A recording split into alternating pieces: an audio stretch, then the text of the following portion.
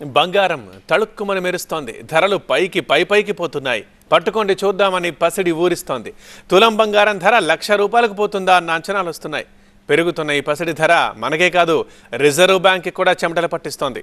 అందుకే ఆర్బీఐ తాజాగా buzzer నొక్కింది. Alert message ఇచ్చేసింది. బ్యాంకుల్ని ఎన్బిఎఫ్సిలని అప్రమత్తం చేసింది. బ్యాంకుల్లోనూ ఎన్బిఎఫ్సిల్లోనూ గోల్డ్ లోన్స్ స్పీడ్గా పెరుగుతున్నాయి. దీంతో ఆర్బీఐ రంగంలోకి దిగింది.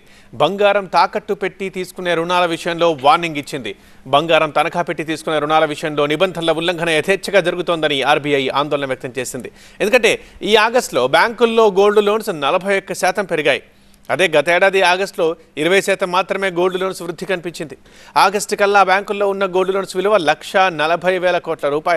గోల్డ్ లోన్స్ ఇలా ఎందుకు పెరుగుతున్నాయో మీకు తెలుసా?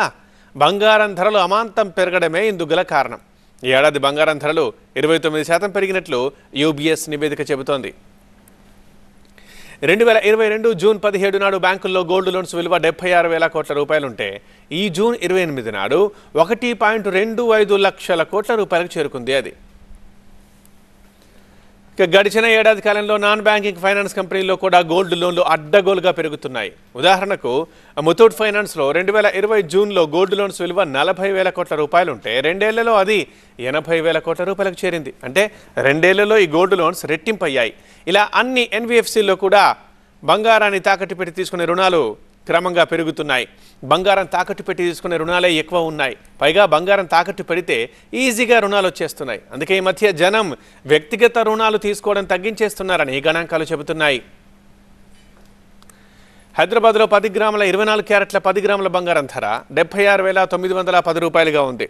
అంటే 22 క్యారెట్ల బంగారం ధర ₹70,500 ఉంది. బంగారం రేటు రాకెట్ స్పీడ్లో వెళ్తున్నందువల్లే ఈ నగల్ని జనం తనఖా పెడుతున్నారు.